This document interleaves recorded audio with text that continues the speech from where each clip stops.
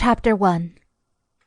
He finished buttoning up his crisp, white dress shirt, but left the top buttons undone, exposing the smooth, tan skin of his throat. "Ready to go?" Liam asked, his voice thick with desire, as he looked at his wife.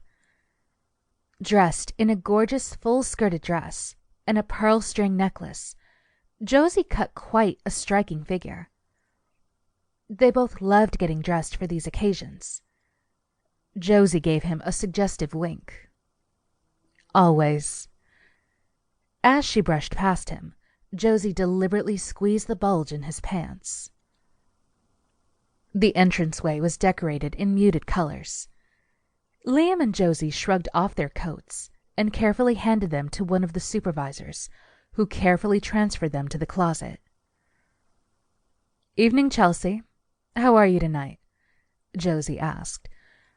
The question was standard and had an underlying purpose.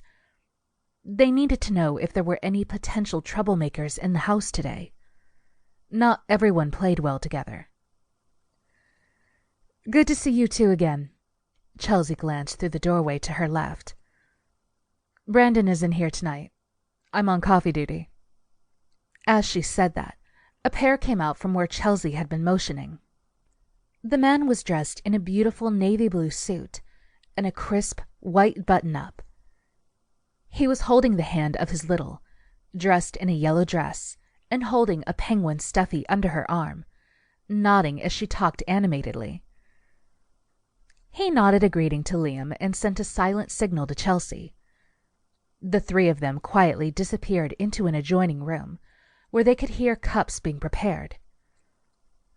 Liam and Josie stepped through the door, glancing around, greeting some of the other daddies and mommies they had come to know outside of this space. Josie kissed his hand, and he watched her disappear around the corner. She would go around the house, greeting everyone before finding somewhere to settle in. It usually took Liam a while longer to get into the right headspace, sometimes even longer if he had had a bad day in court, and today had been a really bad day. The opposition had put up a really strong defense, and the potential to lose his case was weighing heavily on him. Liam rarely lost, and that threat put him on edge. The anger wasn't welcome here, so he needed a moment to reset. Liam turned around and went through the door, where the other couple and Chelsea disappeared a few heartbeats earlier. The kitchen was set up to be the neutral space. Nothing but coffee happened in there. You could walk in, grab a cup, and sit down. Even if that was all you did all night, it was a safe place, and the people were kind enough to pass no judgments. Chelsea had prepared a fresh pot of coffee and brought a cup over to where he sat on an ancient, wooden kitchen chair. "Want to talk about it?" Chelsea prompted, after passing him the tray with cream and sugar. "Nah, thanks though, Chels. I appreciate the offer." Liam stirred absent-mindedly and listened to the couple as they talked about mundane things, drinking their coffee and accepting Chelsea's offer of cookies. Liam drained his coffee, savoring the sweet, creamy residue at the bottom of the cup. He ran his hands through his hair and decided to head deeper into the house. Liam did what he always did and stood in the doorway of one of the little room, where a few little girls were coloring and laughing. He loved seeing them as happy as they were, relaxed and content. A few girls were wearing onesies, while others wore dresses and bows. The color alone made his heart swell.